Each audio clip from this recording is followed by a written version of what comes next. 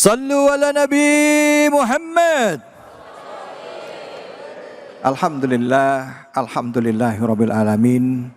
Malam semakin larut tapi hati kita semakin tenang karena tadi kita sudah mendengarkan tausiah dari guru-guru kita. Kita sudah berselawat, bahkan kita juga sudah berdoa, memanjatkan doa demi kedamaian negeri kita. Tentunya pada malam hari ini masih dalam acara Cahaya Hati, Cahaya Indonesia, doa untuk bangsa bersama iNews. Selanjutnya para hadirin dan juga jamaah yang ada di Masjid Istiqlal, setelah tadi kita bersolawat bersama, saya akan mengajak kepada kita semua untuk mendengarkan tausiah dengan tema mensyukuri nikmat merawat negeri bersama guru kita Al-Ustadz Al-Mukarram, Ustadz Azhari Nasution. Kepada Al-Mukarram kami persilahkan. Fadol. Sallu ala Nabi Muhammad.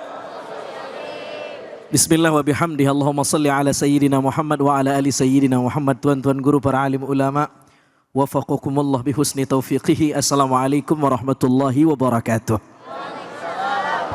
Anak raja mandi di kolam. Mandi di kolam di rumah Bang Haji Sulam. Cakep. Kalau mendengar dari jawaban salam, sepertinya yang hadir belum makan malam. Assalamualaikum warahmatullahi wabarakatuh. Waalaikumsalam warahmatullahi wabarakatuh. Sallu ala Nabi Muhammad.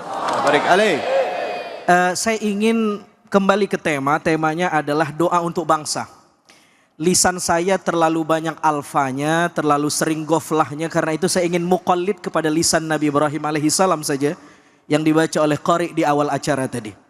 Nabi Ibrahim mengajarkan kita satu doa, Rabbi ja'al hadza baladan aminah. Kita akan lihat dari doa ini betapa besar nikmat kemerdekaan dan rasa aman itu. Apa yang diminta Nabi Ibrahim? Nabi Ibrahim ini founding fathers-nya negeri Mekah. Waktu itu Mekah belum dihuni dan Nabi Ibrahim lah yang menghuninya. Apa yang diminta oleh Nabi Ibrahim ketika ingin mendirikan sebuah negeri Mekah? Dua. Satu, Nabi Ibrahim meminta Rabbi ja'al hadza baladan aminah. Meminta negeri yang aman, stabilitas nasional. Yang kedua, Nabi Ibrahim meminta warzuq ahlahu minas samarat. As-samarat maknanya adalah keberlimpahan. Tidak hanya keberlimpahan buah sebenarnya.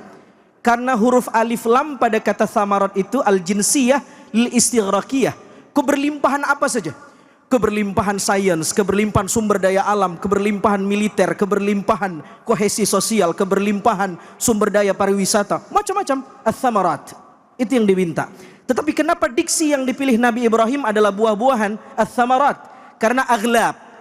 Ya. Karena keberlimpahan ekonomi itu paling penting sebenarnya. Jadi dua yang diminta oleh Nabi Ibrahim, stabilitas nasional dan stabilitas ekonomi. Ini triggernya. Anda boleh cek di peradaban manapun, jika tidak ada dua ini hancur peradaban. Dengan stabilitas nasional hati orang tenang, betul? Dengan stabilitas ekonomi perut orang kenyang, betul? Kenapa timbul gejolak orang marah sampai kiamat kurang sehari? Dua. Perutnya lapar, pikirannya nggak tenang. Betul nggak kira-kira? Assalamualaikum. Masih hidup nggak nih?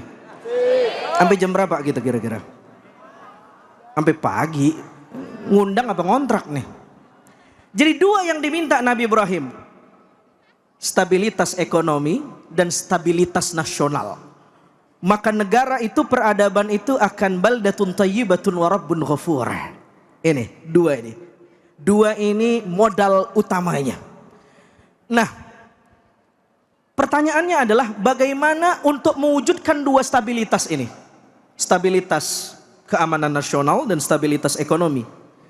Syaratnya dua. Syaratnya berapa? Dua. Satu, kita mesti terlibat untuk memberikan, mewujudkan rasa aman itu.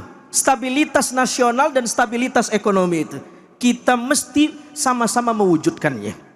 Begini, Nabi Ibrahim menggunakan diksi dalam doanya menggunakan kata kerja ja'ala bukan khalaqa. Apa beda ja'ala dan khalaqa?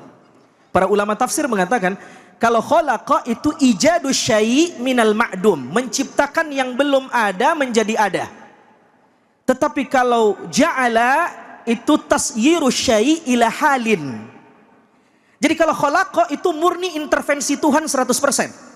Tetapi kalau ja'ala, Tuhan pengen, tetapi hukum alamnya, kausalitasnya, min sunanil ilahiyahnya, kita mesti terlibat untuk ikut mewujudkannya. Nabi mengatakan, Rabbi ja'al hadha baladan amina, menggunakan kata ja'ala. Menunjukkan untuk dapat negeri yang aman, punya stabilitas ekonomi dan stabilitas nasional, memang itu yang Allah mau, tapi syaratnya kita mesti terlibat mewujudkannya. Bukan hanya kerja pemerintah, bukan hanya kerja rakyat, tapi kerja kolektif. Kata anak milenial, kolaborasi katanya. Halo, Assalamualaikum. Masih hidup gak nih kira-kira nih? Assalamualaikum. Itu syarat yang pertama. Itu syarat yang pertama. Bahwa kita mesti terlibat. Mana dalilnya lagi bahwa kita mesti terlibat? Ketika Nabi Ibrahim meminta baladan aminan, negeri yang aman, menarik, diksinya adalah baladan aminan, negeri yang aman. Aminan ini bentuknya kata subjek, isim fa'il. Padahal maksudnya adalah isim maf'ul. Baladan ma'mun, negeri yang diberi keamanan oleh Allah. Maksudnya maf'ul tapi diungkap dalam bentuk isim fa'il. Apa rahasianya kata para ulama tafsir? Kalau ada maksudnya isim maf'ul, objek, tapi diungkap dengan bentuk isim fa'il, sesungguhnya Allah menginginkan kita terlibat di dalamnya. Contoh gampang. Kita masuk ke negeri Mekah, ada ayatnya, udkhuluha bisalamin aminin. Masuklah ke Mekah dalam keadaan aman. Pertanyaannya, apakah tidak ada pencuri di Mekah? Apakah tidak ada tukang bohong di Mekah? Banyak banget. Apakah semua yang di Mekah suci? Abu Jahal, Abu Lahab di sana. Bahkan kita udah nyampe sana, kan kita nggak suci-suci banget. Saya dah pokoknya. Kan begitu tuh. Ayat itu ingin mengatakan bukan Mekah yang disebut aman itu bermakna pasif, bahwa kita masuk pasti aman. Tidak.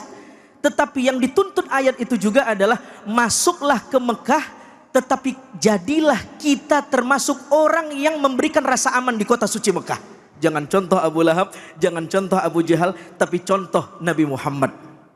Halo, Assalamualaikum.